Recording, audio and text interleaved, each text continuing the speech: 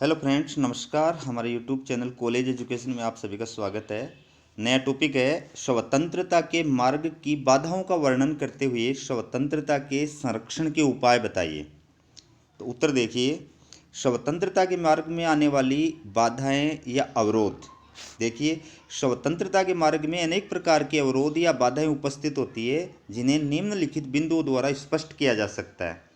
तो स्वतंत्रता के मार्ग में कौन कौन से अवरोध हैं या बाधाएं हैं या रुकावट हैं, वो अपन पढ़ रहे हैं। तो सबसे पहला पॉइंट है अशिक्षा। देखिए, अशिक्षा स्वतंत्रता के मार्ग की एक महत्वपूर्ण बाधा है। अशिक्षित व्यक्ति अपनी स्वतंत्रता के मूल्य को नहीं समझ सकता है तथा इसका हनन करने वालों से बेखबर रहता है। इसके अलावा अशिक्षा नागरिकों में उदासीनता और दायित्वहीनता को जन्म देती है। तो स्वतंत्रता के बारे में सबसे पहली बात है अशिक्षा, क्योंकि अशिक्षित व्यक्ति जो होता है वो न तो स्वतंत्रता का मूल्य समझता है और न ही स्वतंत्रता का हनन होने पर उसकी रोकथाम के उपाय कर सकता है, क्योंकि वो उदासीन होता है और दायित्वहीनता उसके अंदर पाई जाती है। अगला जो बाधा है या अवरोध है वो है आर्थिक समस्याएं। देखिए, केवल राजनीतिक स्वतंत्रता या नागरिक स्वतंत्रता या संवैधानिक स्वतंत्रता होना प्राप्त होना ही पर्याप्त नहीं है, बल्कि इसकी सुरक्षा के लिए आर्थिक समस्याओं का अंत होना और आर्थिक समृद्धि का होना भी आवश्यक है। क्योंकि जिस देश में राष्ट्र में गरीबी, बेरोजगारी, शोषण, आर्थिक विषमता, दरिद्रता, कुपोषण जैसी आर्थिक समस्याएं विद्यमान होती हैं, वहां व्यक्ति अपनी स्वतंत्रताओं का उपभोग करने में समर्थ नहीं होता है। तो दोस्तों, आर्थिक समस्याएं जो होती हैं वो भी स्वतंत्रता के मार्ग में बाधक होती हैं। केवल राजनीतिक स्वतंत्रता या नागरिक स्वतंत्रता या संवैधानिक स्वतंत्रता, मतलब किसी भी प्रकार की स्वतंत्रता के कितने प्रकार होते हैं वो इसे पिछले वाले वीडियो में मैंने विस्तार से बताया हुआ है। तो चाहे किसी भी प्रकार की स्वतंत्रता नागरिक को प्राप्त हो, व्यक्ति को प्राप्त हो, लेकिन जब तक समाज के अंदर आर्थिक समृद्धि नहीं है और विभिन्न प्रकार की आर्थिक समस्याएं जैसे गरीबी, बेरोजगारी, शोषण, आर्थिक विषमता, दरिद्रता, कुपोषण, इस प्रकार की अगर समस्याएं हैं तो व्यक्ति जो है वो अपनी स्वतंत्रताओं का सही प्रकार से प्रयोग नहीं कर सकता है। अगला पॉइंट है संविधान का असम्मान। देखिए, स्वतंत्रता की सुरक्षा के लिए ये जरूरी है कि देश में संविधान के प्रति पवित्रता और सम्मान की भावना हो। जिस देश में संविधान और संवैधानिक परंपराओं का सम्मान नहीं किया जाता है वहाँ स्वतंत्रता संकट में पड़ जाती है। तो स्वतंत्रता के मार्ग में अगली जो बात है वो संविधान का असम्मान, मतलब संविधान के प्रति जो है सम्मान की भावना नहीं रखना। अगर संविधान का उल्लंघन हो रहा है तो नागरिक जो है वो उसका विरोध करने की सामर्थ्य नहीं रखें। अगर सरकार या कोई भी संगठन या संस्था संविधान की पवित्रता का सम्मान नहीं करे, उसका उल्लंघन करे, सरकार जो है संवैधानिक परंपराओं का पालन नहीं करे, तो ऐसी सिचुएशन में स्वतंत्रता जो है उसके अंदर बाधा प्रस्तुत होती है। अगला जो पॉइंट है वो है न्यायपालिका पर नियंत्रण। देखिए, स्वतंत्रता की रक्षा के लिए न्यायपालिका का स्वतंत्र, निष्पक्ष और सर्वोच्च होना आवश्यक माना जाता है, क्योंकि न्यायपालिका ही नागरिकों के मूल अधिकारों और स्वतंत्रताओं की रक्षा करती है और सरकार द्वारा इनका हनन करने से रोकती है। न्यायपालिका को स्वतंत्रता का रक्षक माना जाता है। तो न्यायपालिका पर अगर नियंत्रण है तो उससे भी स्वतंत्रता के अंदर बाधा प्रस्तुत होती है, क्योंकि न्यायपालिका अगर स्वतंत्र नहीं होगी, निष्पक्ष नहीं होगी, सर्वोच्च नहीं होगी, तो उस देश के अंदर नागरिक अपने अधिकार और स्वतंत्रताओं का सही प्रकार से प्रयोग नहीं कर सकते हैं, क्योंकि न्यायपालिका ही नागरिकों की स्वतंत्रताओं और अधिकारों की रक्षा करने का कार्य करती है। अगली जो बाधा है वह है विधि के शासन का अभाव। देखिए, स्वतंत्रता के लिए यह आवश्यक माना जाता है कि देश में किसी व्यक्तियों या किसी एक राजनीतिक दल के स्थान पर कानून का शासन हो और कानून के अनुसार शासन का संचालन किया जाए। जहां विधि के शासन का अभाव होता है वहां नागरिकों की स्वतंत्रता सुरक्षित नहीं रहती है। तो कानून का शासन स्वतंत्रता के लिए बहुत जरूरी होता है। अगर किसी देश में विधि का शासन नहीं है, कानून का शासन नहीं है और व्यक्ति विशेष के इशारों पर या किसी पार्टी विशेष के इशारों पर जो है शासन चलाया जाता है, कानून जो है अपना कार्य करता है, तो उस देश के अंदर स्वतंत्रता जो है उसके मार्ग में बाधा प्रस्तुत होती है। व्यक्ति अपनी स्वतंत्रताओं का सही प्रकार से प्रयोग नहीं कर सकता है। अगली जो बाधा है या अवरोध है वो है कार्यपालिका का स्वेच्छाचारी आचरण। देखिए, किसी भी देश की कार्यपालिका का अमर्यादित तथा स्वेच्छाचारी आचरण भी स्वतंत्रता को संकट में डाल देता है। ऐसी स्थिति में कार्यपालिका अपनी शक्तियों का दुरुपयोग करने लग जाती है, जो नागरिक स्वतंत्रता की रक्षा के लिए सही नहीं माना जा सकता है। तो कार्यपालिका का मनमाना आचरण या स्वेच्छाचारी आचरण भी स्वतंत्रता के मार्ग में बाधक है, क्योंकि अगर कार्यपालिका मनमाने तरीके से शासन का संचालन करने लग जाएगी तो फिर वो अपनी पावर्स का मिसयूज करने लग जाती है, और उस सिचुएशन में जो स्वतंत्रताएं होती हैं उनके अंदर बाधा प्रस्तुत होती है। अगला जो अवरोध है वो है राजनीतिक अस्थायित्व। देखिए, किसी देश में राजनीतिक अस्थायित्व या राजनीतिक अस्थिरता के वातावरण को भी स्वतंत्रता के लिए हानिकारक माना जाता है, क्योंकि ऐसी स्थिति में सरकारें केवल अपनी सत्ता को बनाए रखने के लिए जोड़ तोड़ की राजनीति में लगी रहती हैं। तो दोस्तों, राजनीतिक अस्थायित्व या राजनीतिक अस्थिरता भी स्वतंत्रता के लिए हानिकारक है, क्योंकि अगर देश में राजनीतिक स्थायित्व का माहौल नहीं है, सरकार को ये रहता है कि कभी भी मेरी सरकार गिर सकती है, कभी भी मेरी सरकार गिर सकती है, तो उस सिचुएशन में वो जोड़ तोड़ की राजनीति करेगा, अपनी सरकार को बचाने के लिए कार्य करेगा। तो उस सिचुएशन में नागरिकों की जो स्वतंत्रता है उसको उतना इम्पोर्टेंस नहीं मिलेगा। अगला देखिए, अगला पॉइंट है अराजकता का वातावरण। देखिए, अराजकता के वातावरण को भी स्वतंत्रता के मार्ग की एक बहुत बड़ी बाधा माना जाता है। ऐसे वातावरण में राष्ट्र का विकास अवरुद्ध हो जाता है और अराजक तत्व विधि के शासन तथा सरकार की सत्ता की खुलेआम अवहेलना कर लोगों का जीवन दूभर कर देते हैं। तो दोस्तों, अगर देश में अराजकता का माहौल है तो उस सिचुएशन के अंदर भी सरकार और सत्ता में बैठे हुए लोग जो होते हैं वो मनमाने तरीके से शासन का संचालन करने लग जाते हैं और कानून का राज जो होता है वो समाप्त हो जाता है। उस सिचुएशन में नागरिकों की स्वतंत्रता जो है वो खतरे में पड़ जाती है। अगली जो बाधा है स्वतंत्रता के मार्ग में वो है आतंकवाद। देखिए, आतंकवाद किसी भी शासन व्यवस्था का सबसे मुख्य अभिशाप माना जाता है। ये निर्दोष लोगों की हत्या, भय तथा आतंक का वातावरण कायम करने में विश्वास करता है। ऐसे भय मुक्त वातावरण में लोग स्वतंत्रता पूर्वक अपना जीवन यापन नहीं कर सकते। तो आतंकवाद, टेररिज्म भी जो है स्वतंत्रता के लिए एक बहुत बड़ा अवरोध होता है। जिस देश में आतंकवाद की समस्या होती है वहाँ पर नागरिकों की जो स्वतंत्रता है वो खतरे में पड़ जाती है। जैसे अपने देश में जम्मू कश्मीर के अंदर आतंकवाद की समस्या है, तो वहाँ के लोग अन्य जो राज्य हैं उन राज्यों के अंदर रहने वाले लोगों की तरह अपनी स्वतंत्रताओं का प्रयोग नहीं कर सकते हैं, क्योंकि उनको ये भय रहता है कि कहीं पर भी बम विस्फोट हो सकता है, कहीं पर भी आतंकवादी हमला हो सकता है। तो उस सिचुएशन में वो खुलेआम घूम नहीं सकते हैं, अपने हिसाब से वो जो है भ्रमण नहीं कर सकते हैं, बोल नहीं सकते हैं। ठीक है। अगला जो स्वतंत्रता के मार्ग में बाधक तत्व है वो है राष्ट्र विरोधी तत्वों की भूमिका। देखिए, स्वतंत्रता के मार्ग में राष्ट्र विरोधी तत्व भी बड़ी बाधा उपस्थित करते हैं। ऐसे तत्व लोगों की धार्मिक, सांप्रदायिक, भाषाई तथा प्रादेशिक भावनाओं को उकसाकर अपना स्वार्थ सिद्ध करने का प्रयास करते हैं। ऐसे तत्व नागरिकों की स्वतंत्रता के बड़े शत्रु होते हैं। इन राष्ट्र विरोधी तत्वों की गतिविधियां स्वतंत्रता को संकट में डाल देती है। तो दोस्तों, राष्ट्र विरोधी जो तत्व होते हैं उनका काम होता है राष्ट्र के विरुद्ध अपराध करना, राष्ट्र के अंदर इस प्रकार का माहौल पैदा कर देना कि लोग आपस में जो है एक दूसरे के शत्रु बन जाए।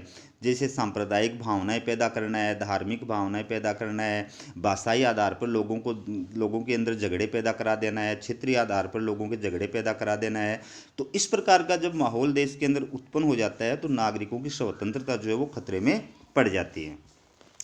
अगली जो बात है स्वतंत्रता के मार्ग में वो है व्यक्ति पूजा की मनोवृत्ति। देखिए, किसी भी शासन व्यवस्था में व्यक्ति पूजा की मनोवृत्ति को भी स्वतंत्रता के मार्ग में बहुत बड़ी बाधा माना जाता है। इससे लोकतांत्रिक मूल्यों तथा मान्यताओं को भारी हानि पहुंचती है और सारे देश पर करिश्माई नेता का करिश्मा हावी हो जाता है, जिससे नागरिक स्वतंत्रताएं खतरे में पड़ जाती है। तो दोस्तों, व्यक्ति पूजा की जो मनोवृत्ति होती है वो भी स्वतंत्रता के मार्ग में एक बहुत बड़ी बाधा है। जब कानून का शासन होता है, अगर कानून के शासन के स्थान पर व्यक्ति का शासन स्थापित हो जाता है और लोग किसी नेता के चमत्कारी व्यक्तित्व से प्रभावित होकर के और उसका अनुसरण करने लग जाती है और उसके व्यक्तित्व से प्रभावित होकर के और उसके आदेशों का पालन करने लग जाती है, उसकी अंधभक्त बन जाती हैं। कहने का मतलब उसकी अंधभक्त बन जाती है। तो ये जो सिचुएशन है उस सिचुएशन में फिर लोकतांत्रिक मूल्यों को, जो मान्यताएं, उनको कोई महत्व नहीं दिया जाता है। फिर नेता धीरे धीरे फिर जो क्या करता है, संविधान और कानून का उल्लंघन करने लग जाता है, क्योंकि उसको पता होता है कि उसके अंध समर्थक हैं, अंध भक्त हैं, और इस व्यवस्था में वो चाहे जो कुछ करने के लिए स्वतंत्र है। अगला जो अवरोध है स्वतंत्रता के मार्ग में वो है अत्यधिक केंद्रीकरण। देखिए, किसी भी शासन व्यवस्था में शक्तियों के अत्यधिक केंद्रीकरण की प्रवृत्ति भी स्वतंत्रता को संकट में डाल देती है, क्योंकि ऐसा होने पर देश में अधिनायकवादी प्रवृत्तियों को प्रोत्साहन मिलता है, जो स्वतंत्रता के लिए उचित नहीं कहा जा सकता है। तो दोस्तों, स्वतंत्रता के मार्ग में बाधा जो है वो है अत्यधिक केंद्रीकरण की। अगर शक्तियाँ जो होंगी वो किसी भी एक ही व्यक्ति में या एक ही संस्था में निहित हो जाएंगी, तो धीरे धीरे क्या हो जाएगा, जो उस व्यक्ति में या उस शासन, उस सत्ता के अंदर अधिनायकवादी प्रवृत्तियां पैदा हो जाएंगी, मतलब वो मनमाने तरीके से और शासन करने लग जाएगा। तो जो ये शक्तियों का केंद्रीकरण है, इससे अधिनायकवाद को, तानाशाही को प्रोत्साहन मिलता है, और अधिनायकवाद और तानाशाह शासन व्यवस्था जो होती है वो स्वतंत्रता के लिए उचित नहीं होती है। अगली जो बात है वो है राष्ट्रीय चरित्र का अभाव। देखिए, नागरिकों में राष्ट्रीय चरित्र के अभाव को भी स्वतंत्रता के मार्ग में सबसे बड़ी बाधा माना जाता है। जिस देश में नागरिकों में अनुशासनहीनता, अनैतिकता, कर्तव्यहीनता तथा राष्ट्र के प्रति समर्पण की भावना का अभाव होता है, वहाँ स्वतंत्रता के लिए अनुकूल वातावरण नहीं होता है। तो दोस्तों, राष्ट्रीय चरित्र का अभाव मतलब एक देश के अंदर लोगों का चरित्र होता है। अब वो चरित्र कैसा है, अगर लोग अनुशासनहीनता, अनैतिकता, कर्तव्यहीनता, राष्ट्र के प्रति समर्पण की भावना का अभाव, इस प्रकार का करेक्टर रखते हैं, तो वहाँ पर स्वतंत्रता को कोई महत्व नहीं दिया जाता है। तो वहाँ पर स्वतंत्रता के मार्ग में बाधा प्रस्तुत होती है। अगली जो बाधा है वो है राजनीतिक चेतना का अभाव। देखिए, राजनीतिक चेतना का अभाव भी स्वतंत्रता के मार्ग की एक बड़ी बाधा है, क्योंकि इससे नागरिक अपने अधिकारों, स्वतंत्रता और कर्तव्यों के प्रति तथा शासन की गतिविधियों के प्रति उदासीन हो जाते हैं, तथा अपनी स्वतंत्रता और अधिकारों का हनन होने पर भी उसे चुपचाप सहन कर लेते हैं। तो नागरिक चेतना का अभाव ही स्वतंत्रता के मार्ग में बाधा प्रस्तुत करता है, क्योंकि जब लोगों में चेतना नहीं होती है, जागृति नहीं होती है, तो फिर लोग न तो अपने अधिकारों को समझ पाते हैं और अपने स्वतंत्रताओं को समझ पाते हैं, न वो अपने अधिकार और स्वतंत्रताओं का हनन होने पर उनकी रोकथाम के लिए मिलजुल करके, संगठित होकर के विरोध कर पाते हैं, और नहीं वो अपने कर्तव्यों को समझ पाते हैं। तो ये जो प्रवृत्तियाँ होती हैं, उनकी वजह से स्वतंत्रता का पूरा उपयोग नहीं हो पाता है। और लास्ट जो बाधा है स्वतंत्रता के मार्ग में वो है अलोकतांत्रिक शासन व्यवस्थाएं। देखिए, लोकतंत्र को स्वतंत्रता के लिए सबसे अच्छी शासन व्यवस्था माना जाता है। जिन देशों में लोकतांत्रिक शासन व्यवस्थाओं का अभाव होता है, वहाँ नागरिकों को वास्तविक स्वतंत्रताओं का उपभोग करने का अवसर ही प्राप्त नहीं होता है। ठीक है, तो अलोकतांत्रिक जो शासन व्यवस्थाएं होती हैं वो भी स्वतंत्रता के मार्ग में बाधक होती हैं, जैसे तानाशाही, इस प्रकार की शासन व्यवस्थाएं। तो अलोकतांत्रिक शासन व्यवस्थाएं निम्नलिखित कारणों से स्वतंत्रता के लिए सबसे बड़ी बाधा होती हैं। अब कौन कौन से कारण हैं, देखिए। पहली बात, इनमें स्वतंत्रता के सभी प्रकारों का अभाव पाया जाता है। जो अलोकतांत्रिक शासन व्यवस्थाएं होती हैं, तानाशाही प्रकार की जो शासन व्यवस्थाएं होती हैं, वहाँ पर एक तो स्वतंत्रता के सभी जो प्रकार होते हैं, जैसे नागरिक स्वतंत्रता, राजनीतिक स्वतंत्रता, प्रेस की स्वतंत्रता, संवैधानिक स्वतंत्रता, सामाजिक स्वतंत्रता, आर्थिक स्वतंत्रता, इन सभी प्रकार की स्वतंत्रताओं का अभाव पाया जाता है। दूसरा, इसमें स्वतंत्र प्रेस का भी अभाव होता है। ठीक है, इनमें सत्तारूढ़ दल का ही शासन व्यवस्था पर एकाधिकार होता है, और अन्य दलों को अपनी राजनीतिक गतिविधियां संचालित करने की स्वतंत्रता नहीं होती है। अगला है, इन शासन व्यवस्थाओं का संचालन अधिनायकवादी शासकों द्वारा किया जाता है, जो मूलतः स्वतंत्रता विरोधी होते हैं। और अगला, इन शासन व्यवस्थाओं में नौकरशाही पर जनता का नियंत्रण नहीं होता है। तो ये सभी बाधाएं हैं। अगर देश में अगर देश में लोकतांत्रिक शासन व्यवस्थाएं होंगी, तो न प्रेस की स्वतंत्रता होगी, न अन्य प्रकार की स्वतंत्रताएं होंगी। सरकार जो है वो अधिनायकवादी तरीके से शासन का संचालन करेगी, अन्य राजनीतिक दल नहीं होंगे, नौकरशाही पर जनता का नियंत्रण नहीं होगा, नौकरशाही जो है वो मनमाने तरीके से शासन करने लग जाएगी। तो ये चीज़ें जो हैं, उनकी वजह से स्वतंत्रता के मार्ग में बाधा प्रस्तुत होती है। इसलिए अलोकतांत्रिक शासन व्यवस्था को स्वतंत्रता के मार्ग में सबसे बड़ी बाधा माना जाता है। अब दोस्तों, स्वतंत्रता के संरक्षण के उपाय, मतलब किसी भी देश में स्वतंत्रता की सुरक्षा के लिए क्या क्या उपाय किए जाने चाहिए। तो पहला उपाय है शिक्षा का व्यापक प्रचार प्रसार। समझाने की आवश्यकता नहीं है दोस्तों, आप समझ सकते हैं इस पॉइंट को। अशिक्षित व्यक्ति स्वतंत्रता का मूल्य नहीं पहचानता है, और उसमें उदासीनता और दायित्वहीनता की भावना पैदा हो जाती है, जो स्वतंत्रता के लिए हानिकारक है। अतः स्वतंत्रता के संरक्षण के लिए देश में शिक्षा का व्यापक प्रचार प्रसार होना आवश्यक है। तो पहली बात तो ये। दूसरा, स्वतंत्रता के संरक्षण के लिए आर्थिक समृद्धि। देखिए, राजनीतिक स्वतंत्रता और नागरिक स्वतंत्रता सहित सभी प्रकार की स्वतंत्रताओं की सुरक्षा तभी हो सकती है जब व्यक्ति आर्थिक रूप से समृद्ध होता है और समाज में गरीबी, दरिद्रता, शोषण तथा आर्थिक विषमता जैसी बाधक परिस्थितियां नहीं होती हैं। ठीक है, जो अभी समझाया था बाधक तत्व है उनका उल्टा कर देना, वो उल्टे हो जाएंगे पॉइंट, तो क्या बन जाएगी, रक्षा के उपाय बन जाएंगे। तो अगला जो है पॉइंट वो है संविधान का सम्मान। देखिए, स्वतंत्रता के संरक्षण के लिए यह अति आवश्यक है कि देश की जनता और सरकार में संविधान के प्रति सम्मान और पवित्रता की भावना विद्यमान हो और उनके द्वारा संवैधानिक परंपराओं का पालन किया जाए। ठीक है, अगला जो उपाय है स्वतंत्रता की रक्षा के लिए वो है स्वतंत्र और निष्पक्ष न्यायपालिका। देखिए, स्वतंत्र और निष्पक्ष न्यायपालिका को स्वतंत्रता की रक्षा करने वाला सबसे शक्तिशाली साधन माना जाता है। न्यायपालिका ही संविधान द्वारा प्रदत्त नागरिकों के मूल अधिकारों और स्वतंत्रताओं की रक्षा करने का कार्य करती है। अगला जो उपाय है वो है विधि का शासन, रूल ऑफ लॉ।